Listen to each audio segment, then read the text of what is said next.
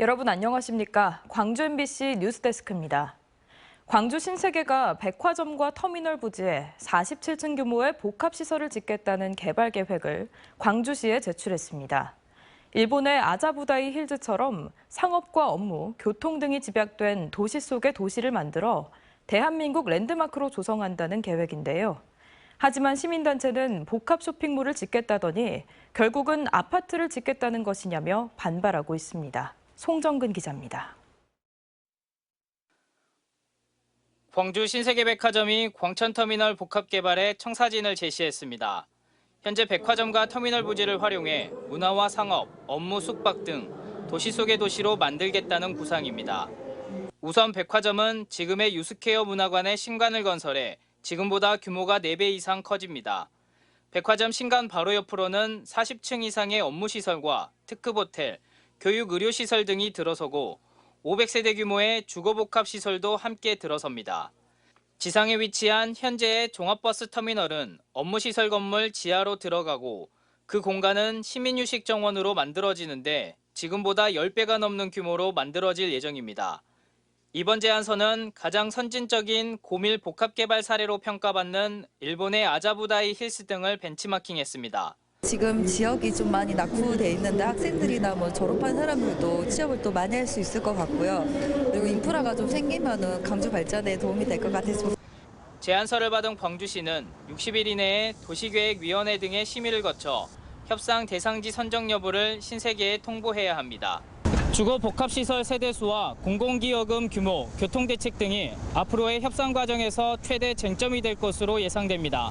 우리 시에서는 광천권역 전체를 대상으로 종합적인 교통대책을 고민하고 있고, 물론 신세계도 교통유발 요인이 있다면 교통영향평가라든지 이런 부분을 통해서 검토가 이루어질 것입니다. 신세계백화점 확장과 관련해 실무협의를 시작했다는 소식에 광주시민단체협의회는 우려의 목소리를 냈습니다. 앞으로 신세계백화점 주변으로 광청동 재개발 5,000세대를 포함해 10,000세대가 들어선다며 교통혼잡 보완 대책을 마련해야 한다고 지적했습니다.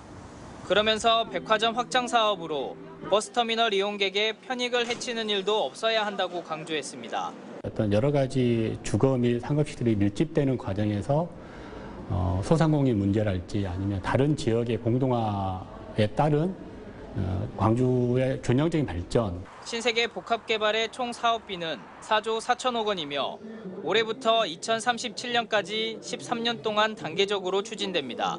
MBC 뉴스 송정근입니다.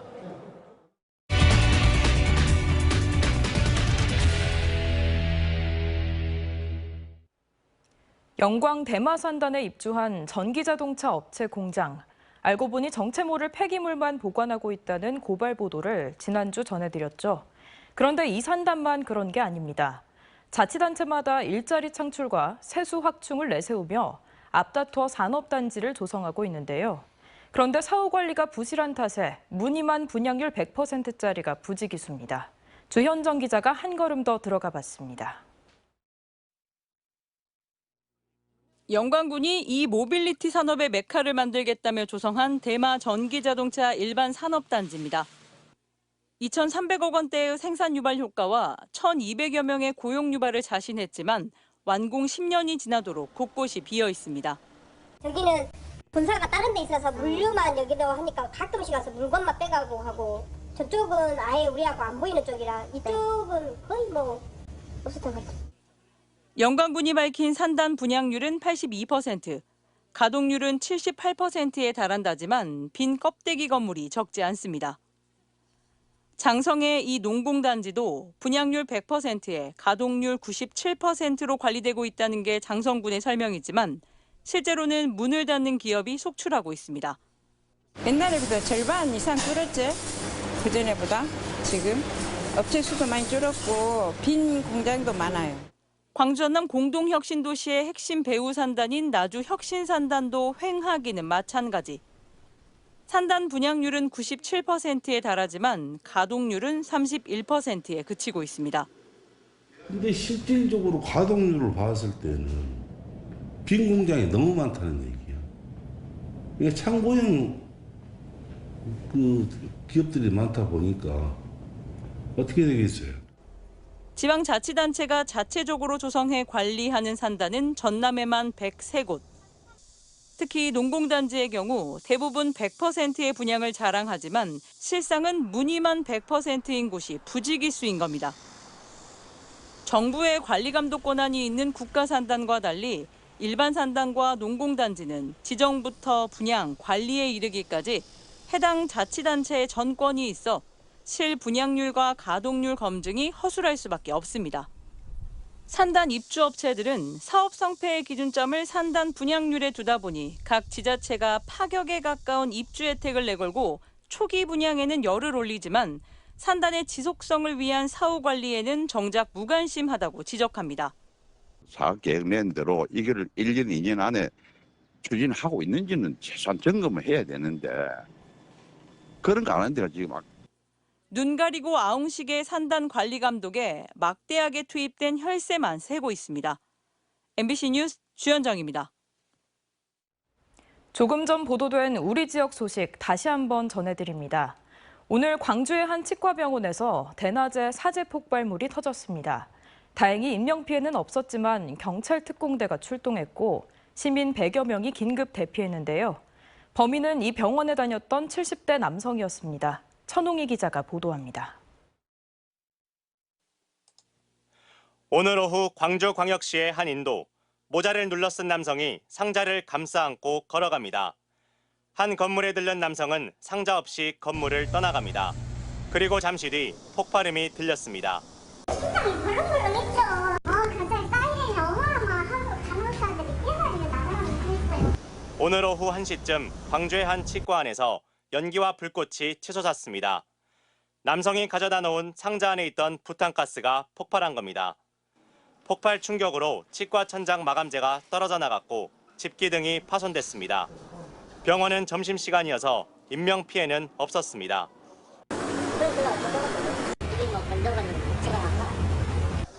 하지만 도심 한가운데서 큰 폭발이 일어나면서 병원 위아래층 환자들과 시민 100여 명이 긴급 대피했습니다. 경찰 특공대도 출동했습니다. 이 건물 3층에 있던 택배 박스가 폭발하면서 건물에서는 아직도 탄 냄새가 진동하고 있습니다. 경찰이 사고 직후 주변 CCTV를 확인한 결과 박스를 들고 간 남성을 특정했습니다. 병원 환자이기도 했던 70대 남성은 도망을 쳤다가 2시간 만에 인근 경찰서에 자수했습니다. 술을 마신 상태였는데 진료에 불만이 있어 범행을 저질렀다고 말했습니다. 부탄가스 종류로 자기 본인이 맞는 걸로 주장하고 있습니다. 연화물질하고 같이 있었습니다. 경찰은 이 남성이 술이 깨는 대로 자세한 범행 동기와 과정을 조사한 뒤 방화 혐의 등으로 구속영장을 신청할 예정입니다. MBC 뉴스 천홍희입니다. 변호사가 재판 수임료 말고도 의뢰인이 받아야 할 공탁금을 가로챘다는 의혹이 제기돼 논란입니다. 의뢰인은 법률사무소 대표 변호사 등 2명에 대해 사기와 횡령 등의 혐의로 관할 경찰서에 고소장을 제출했습니다. 보도에 김영찬 기자입니다. 지난 2021년 광주의 한 법률사무소 대표 변호사를 통해 형제 간의 재산 반환 청구 소송을 진행한 78살 신모 씨. 2023년 12월 2년간의 법정 소송 끝에 일부 승소하면서 신 씨는 동생으로부터 1억 2천만 원을 받게 됐습니다. 피고인인 동생은 1억 2천만 원을 법원에 공탁했는데 문제는 신 씨가 이 공탁금을 찾는 과정에서 발생했습니다. 신 씨의 대표 변호사 김모 씨는 지난 5월 공탁금 1억 2천만 원을 자신이 일하는 변호사 사무실 대표 계좌로 입금받았습니다. 여기에서 4천만 원을 인출해 절반쯤을 수임료로 챙기고 나머지를 신 씨에게 전달한 김 변호사는 나머지 공탁금 8천만 원을 석 달째 신 씨에게 주지 않고 있습니다. 임시 맡아주시오. 그리고 나중에 통화해서 나를 돈을 이제 줄 줄 알고 맡긴 것은 받아야 되니까 그럴 줄 알았는데 이제 계속해서 차일피라고 안 줘가지고. 김 변호사는 고령의 의뢰인에게 미지급 확인서를 작성해주고는 이달 초까지 입금하겠다고 약속해놓고 사정이 좋지 않다는 핑계를 대며 지금까지 지급을 계속 미루고 있습니다. 아껴놓은 돈이 왜 없냐. 그러니까는 계속 뭉개다가 나중에 마이너스 통장으로 들어왔기 때문에 돈이 다 마이너스에서 통장에서 나가버렸다고. 이번 사안과 관련해 강주지방변호사회는 해당 변호사로부터 경위서를 받았다며 징계 여부를 검토할 예정이라고 밝혔습니다. 경위서를 받으면 그 진정 내용과 경위서가 이제 그 처리하는 우리 법제 이사 중심으로 된 그 처리 기구에 이제 상정을 하죠. 취재진은 법률사무소를 통해 대표 변호사의 입장을 듣기 위해 연락했지만 연락이 닿지 않았습니다. 신 씨는 변호사 김 씨 등 2명을 사기 등의 혐의로 관할 경찰서에 고소장을 제출했습니다. MBC 뉴스 김영창입니다. 무더운 여름날 파리올림픽 대표 선수들은 우리에게 소나기 같은 시원한 메달 소식을 전해줬습니다. 역대 최고 성적을 기록한 만큼 우리 대표 선수단을 향한 관심도 폭발적인데요. 펜싱 올림픽 스타들이죠. 어펜져스가 국내로 돌아와 올림픽의 열기를 이어가고 있습니다. 최다운 아나운서가 현장에 다녀왔습니다. 펜싱 국가대표 선발전이 펼쳐지고 있는 영광 스포디움 국민체육센터. 내년도 국가대표를 선발하는 4개 대회 중 하나인 만큼 선수들의 얼굴에는 긴장감이 흐릅니다. 선수들은 득점에 연달아 포효하기도 하고 관중 속에서 환호가 터져나오기도 합니다.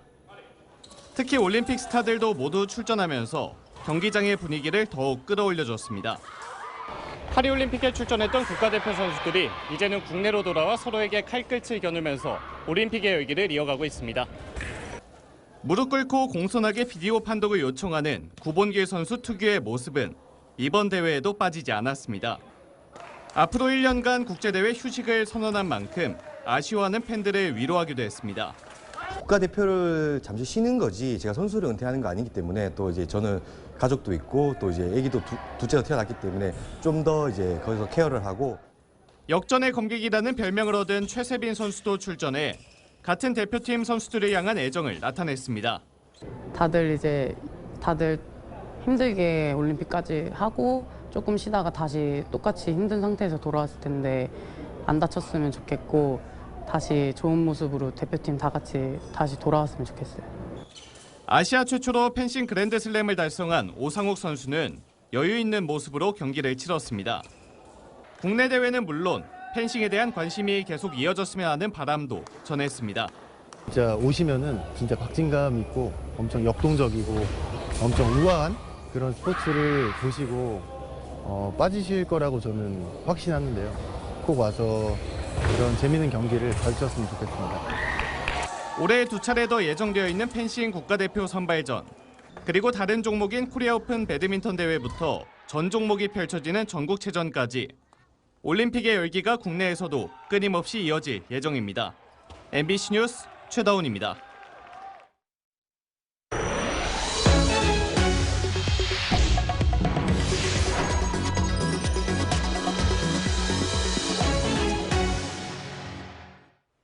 쌀값 폭락의 원인과 대책을 살펴보는 토론이 생방송됩니다. 광주, 목포, 여수 MBC는 잠시 뒤 9시부터 시사토론 프로그램인 시사용광로 시간에 쌀값 하락의 심각성을 살펴보고 수학기마다 반복되는 쌀값 폭락을 막기 위한 근본 대책은 무엇인지 이야기 나눠봅니다. 오늘 토론회는 전종덕 진보당 국회의원, 정학철 전국농민회 광주전남연맹 사무처장, 송춘호 전북대 식품유통학과 교수가 참여하며 광주, 목포, 여수 MBC 유튜브를 통해서도 실시간 중계됩니다. 기아 타이거즈 양현종 투수가 프로야구 통산 최다 탈삼진 신기록을 세웠습니다. 양현종 선수는 어제 열린 롯데와의 홈경기에서 1회 황성빈을 삼진으로 돌려세우며 10시즌 연속 100탈삼진을 기록을 세웠습니다. 이어 3회에는 윤동희 선수에게 삼진을 뺏으며 통산 2,049개의 탈삼진으로 종전 최고 기록인 송진우의 2,048개를 넘어섰습니다. 그러나 양현종은 5회에만 홈런 2방을 허용하는 등 4실점을 해 10승 도전은 다음 경기를 기약하게 됐습니다. 올여름 광주 전남의 열대야 일수가 역대 최다 기록을 경신했습니다. 기상자료 개방 포털에 따르면 지난 6월 1일부터 이번 달 21일까지 광주 전남 열대야 일수는 26.4일로 집계됐습니다. 이는 1973년 이후 열대야가 가장 많이 발생한 것으로 종전 기록인 2018년 25.7일 이후 5년 만에 역대 최다 기록입니다. 개혁신당이 오늘 광주시 의회에서 현장 최고위원회를 열고 지역 현안에 대한 의견을 개진했습니다. 허은하 개혁신당 대표는 이 자리에서 지방경제가 초비상이라며 오늘 광주시와 만나 현안을 파악하고 대응 방안을 논의할 예정이라고 밝혔습니다. 천하람 의원은 민주당이 호남을 잡아둔 물고기 취급한다며 지명직이라도 호남 몫을 지명하는 것이 최소한의 도의일 것이라고 말했습니다.